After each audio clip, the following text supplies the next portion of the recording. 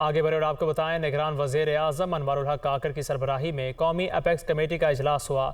Army chief general Syed Asim Munir نے بھی اجلاس میں شرکت کی۔ پاکستان میں غیر قانونی طور پر مقیم غیر ملکیوں کو 31 اکتوبر تک ملک چھوڑنے کی ڈیڈ لائن دے دی گئی ہے۔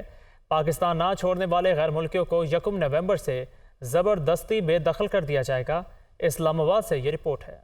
نگران وزیر اعظم کی سربراہی میں نیشنل ایکشن پلان کی اپیکس کمیٹی کا اجلاس، آرمی چیف، متعلقہ وفاقی وزراء، صوبائی وزرائے اعلیٰ اور دیگر حکام کی شرکت۔ پاکستان میں غیر قانونی مقیم غیر ملکیوں کو 31 اکتوبر تک ملک چھوڑنے کی ڈیڈ لائن دے دی گئی۔ پاکستان نہ چھوڑنے والے غیر ملکیوں کو 1 نومبر سے بے دخل کرنے کا فیصلہ۔ کاروبار اور جائیدادیں بھی ضبط کر لی جائیں گی۔ پروپیگنڈا اور غلط معلومات کی مہم جوئی کرنے والوں سے بھی سائبر قوانین کے تحت سختی سے نمٹنے کا فیصلہ۔ اعلامیہ کے مطابق اجلاس میں فیصلہ کیا گیا کہ پاکستان میں غیر قانونی طور پر مقیم غیر ملکیوں کے انخلاء کو یقینی بنایا جائے گا۔ بارڈر پر آمد و رفت کے طریقہ کار کو ایک دستاویز کی صورت میں منظم کیا جائے گا، جس کے تحت پاکستان میں داخلہ صرف پاسپورٹ اور ویزے پر ہوگا، اور غیر قانونی غیر ملکی افراد کی تجارت اور پراپرٹی کے خلاف سخت کارروائی کی جائے گی۔ وزارت داخلہ کے تحت ایک ٹاسک فورس بنا دی گئی ہے جو جعلی شناختی کارڈز، کاروبار اور پراپرٹی کی جانچ پڑتال کرے گی۔ فورم نے بڑھتی ہوئی غیر قانونی سرگرمیوں بشمول منشیات اسمگلنگ، ذخیرہ اندوزی، اشیاء خوردونوش اور کرنسی کی اسمگلنگ، غیر قانونی رقوم کی ترسیل اور بجلی چوری پر جاری کارروائیوں کو مزید بڑھانے اور مؤثر کرنے کا اعادہ کیا۔ فورم نے اس بات کو اجاگر کیا کہ طاقت کا استعمال صرف اور صرف ریاست کا دائرہ اختیار ہے اور کسی بھی شخص یا گروہ کو طاقت کے زبردستی استعمال کی اجازت نہیں دی جائے گی۔ ملک میں کسی بھی قسم کی سیاسی مسلح گروہ یا تنظیم کی ہرگز کوئی جگہ نہیں۔ ان سرگرمیوں میں ملوث افراد کے ساتھ سختی سے نپٹا جائے گا۔ اجلاس میں پروپیگنڈا اور غلط معلومات کی مہم جوئی کرنے والوں سے سائبر قوانین کے تحت سختی سے نمٹنے کا فیصلہ کیا گیا۔ فورم نے اس عزم کا اعادہ کیا کہ اقلیتوں کے حقوق اور مذہبی آزادی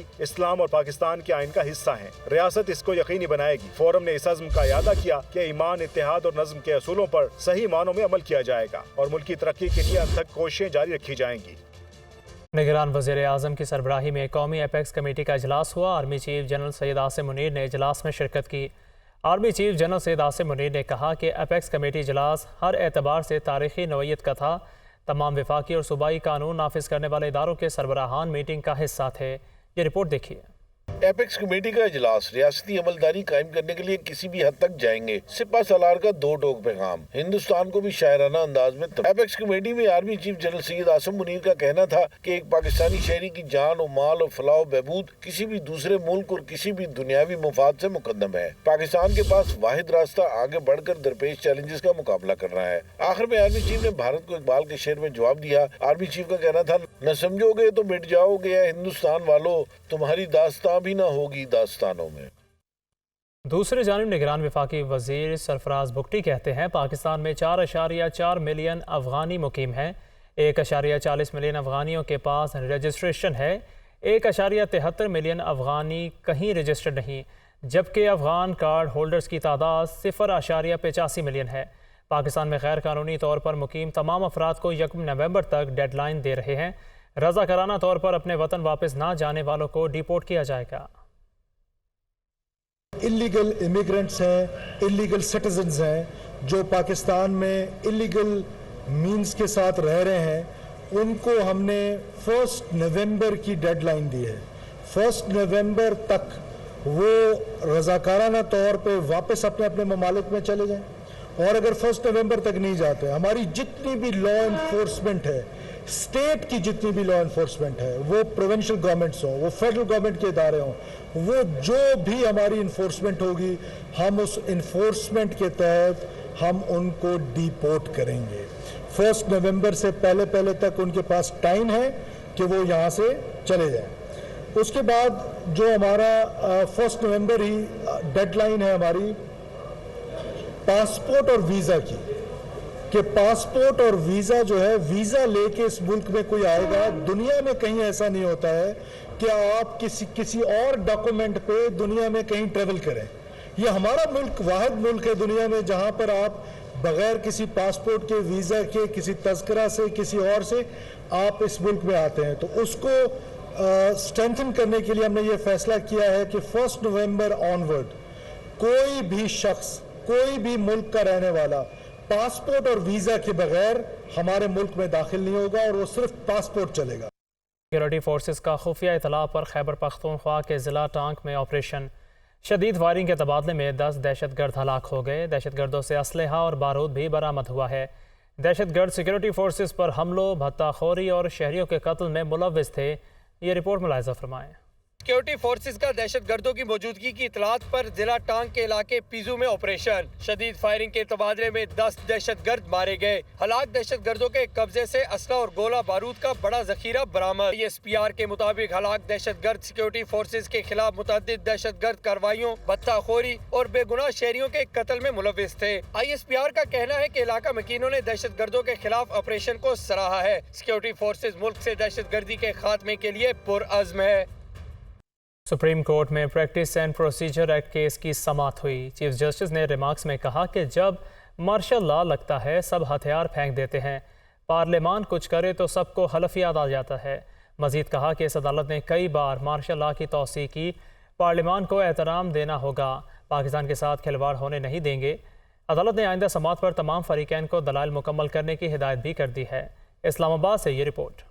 जब मार्शल लॉ लगता है सब हथियार फेंक देते हैं, पार्लियामान कुछ करे तो सबको हल्फ याद आ जाता है। इस अदालत ने कई बार मार्शल लॉ की तौसीक की, पार्लियामान को एहतराम देना होगा, पाकिस्तान के साथ खिलवाड़ होने नहीं दे सकते। Practice and procedure act case की समाअत के दौरान चीफ जस्टिस के रिमार्क्स। कोर्ट के रूबरू समाअत के दौरान दरख्वास्त गुजार के वकील ने कहा कि चीफ जस्टिस, वजीर आजम और सदर ने आइन के तहफ़्फ़ुज़ का हलफ उठाया है। चीफ जस्टिस ने रिमार्क्स में कहा कि मार्शल लॉ के खिलाफ भी दरखास्तें लाया करें, वहाँ क्यों नहीं आते? यहाँ बहुत सी तस्वीर लगी हैं जो मार्शल लॉ आने पर हलफ भूल जाते हैं। जजिस ने हलफ की खिलाफ वर्जी करते हुए आइन के साथ खिलवाड़ की इजाजत दी। आप कहते हैं फर्दे वाहिद का इख्तियार कम ना हो, फर्दे वाहिद ने ही हमेशा मुल्क की तबाही की है। मार्शल लॉ लगता है तो मुल्क फर्दे वाहिद ही चलाता है। जस्टिस ने कहा कि एक तरफ चीफ जस्टिस के इख्तियारात को महदूद किया जा रहा है, दूसरी तरफ 2 जजेस में बांटा जा रहा है। जस्टिस अतर मिनल्ला ने कहा कि 184(3) का बेजा इस्तेमाल ही इस कानून की वजह बना। चीफ जस्टिस ने कहा कि मौजूदा केस के फैसले के खिलाफ अपील का क्या होगा? अगर कानून कलअदम हो गया तो अपील का हक खत्म हो जाएगा। हो सकता है PTI को अपील के हक से फायदा हो जाए। वकील ने कहा कि मुझे मौक्किल की हदायत है कि कानून बरकरार नहीं रखा जा सकता। चीफ जस्टिस ने कहा कि हदायत लेने की बात ना करें, ये 184(3) का मुकदमा है। चीफ जस्टिस खुद से कभी ये कानून ना बनाते। पार्लियामान ने मुशावरत करने का कहकर हम पर कौन सा हमला कर दिया? अदालत ने केस की समाअत 9 अक्टूबर तक मुलतवी कर दी। Chief election commissioner Sikandar Sultan Raja की ज़ेर सदारत इलेक्शन कमीशन का अहम इजलास हुआ। इजलास में वजारत खारजा और दाखिला समेत दीगर इदारों के सीनियर अफसरान शरीक हुए। इजलास में इंतखाबात की शफाफियत यकीनी बनाने के लिए आलमी मुबस्सिरीन को मदऊ किया जाएगा। इस हवाले से इलेक्शन कमीशन ने 16 अक्टूबर को इजलास तलब कर लिया। इस्लामाबाद से खसूसी रिपोर्ट है। शफाफ इंतखाबात, आलमी मुबस्सिरीन को बुलाने का इलेक्शन कमीशन का बड़ा फैसला। वजारत खारजा व दाखिला को हंगामी इक़दामात करने की हदायत। ज़ाब्ता इखलाक भी तैयार। इंतखाबात के लिए इंतजामात पर इज़हारे इत्मीनान। Chief election commissioner Sikandar Sultan Raja ने वजारत खारजा को गैर मुल्की मुबस्सिरीन को मदऊ करने के लिए इक़दामात करने की हदायत की। इजलास में वजारत दाखिला व खारजा, दीगर मुतल्लिका इदारों, चारों सूबों में इलेक्शन कमिश्नर एडमंड्स को इलेक्शन के हवाले से खसूसी नुमाइंदा मुकर्रर करने का भी हुक्म दिया। चीफ इलेक्शन कमिश्नर ने कहा कि इलेक्शन से मुतल्लिक तमाम अमूर शेड्यूल के मुताबिक मुकम्मल किए जाएंगे। दूसरी जानिब इलेक्शन कमीशन ने वजारत खारजा को एक खत में कहा है कि इलेक्शन कमीशन आम इंतखाबात के मुशाहिदे के लिए ओपन डोर पॉलिसी के तहत वजारत खारजा के जरिए गैर मुल्की मुबस्सिरीन को दावतनामे भिजवाएगा। इस मकसद के लिए SOPs और इलेक्शन मुशाहिदे के लिए गैर मुल्की तंजीमों की फहरिस्त दी जाए। आगे बढ़ आपको बताएं, साबिक वज़ीर आज़म शाहिद खाकान अब्बासी की लंदन में मियाँ नवाज शरीफ से मुलाकात के बाद दुनिया न्यूज़ से गुफ्तगू। कहा, नवाज शरीफ से मुलाकात में मुल्की मसाइल पर तफसीली गुफ्तगू हुई। मैंने अपनी तजावीज़ भरपूर तरीके से पेश की। नवाज शरीफ के साथ जो नाइंसाफ़ी हुई उसका अजाला किया जाए। मज़ीद कहा कि इससे बड़ी क्या ज़्यादती होगी कि एक वज़ीर आज़म को बेटे से तनख्वाह ना लेने पर हटा दिया जाए। कहा, मैं इस्तकबालों को ज़्यादा कायल नहीं हूँ। आज ज़रूरत इस बात की है कि मियाँ नवाज शरीफ के साथ जो इंसाफ़ी हुई है उसको दूर करें, उसको ख़त्म करें। आप केसों की नोयत देख लें। मुझे बताएं कि जिस मुल्क के अंदर एक चलती हुकूमत को इस बात पर तोड़ दिया जाए और वज़ारत को ताहियात नाअहल कर दिया जाए कि बेटे से 20,000 दरहम की रकम नहीं ली, जहाँ लोगों निकालते हैं करप्शन पर, फिर मुल्क कैसे चलेगा? मुल्क के मामलात पे, मुल्क के सियासत पर, मुल्क की जो मईशत है, मुल्क के जो अवाम के मसाइल हैं, मियाँ साहब ने बड़ी खुलकर से बात की, मैंने बड़ी खुलकर बात की। नई पार्टी का मैंने जिक्र किया है, बार बार TV पर सवाल होता है, तो मैंने कहा एक नई पार्टी की आज ज़रूरत है और गुंजाइश पैदा हो गई है। क्या मैं उसका हिस्सा हूँगा? ये मेरा फैसला है। Housing society blue world city کے چیئرمین چودھری سعد نذیر نے کہا ہے کہ بلیو ورلڈ سٹی میں عوام کی اربوں روپے کی انویسٹمنٹ زمین کی صورت میں محفوظ ہے۔ بنجر قدیم زمین پر شہر آباد کر رہے ہیں۔ گزشتہ 5 سال کے اندر جتنا ٹیکس جمع کرایا اتنا کسی اور سوسائٹی نے نہیں کروایا۔ تفصیلات اسلام آباد سے اس رپورٹ میں۔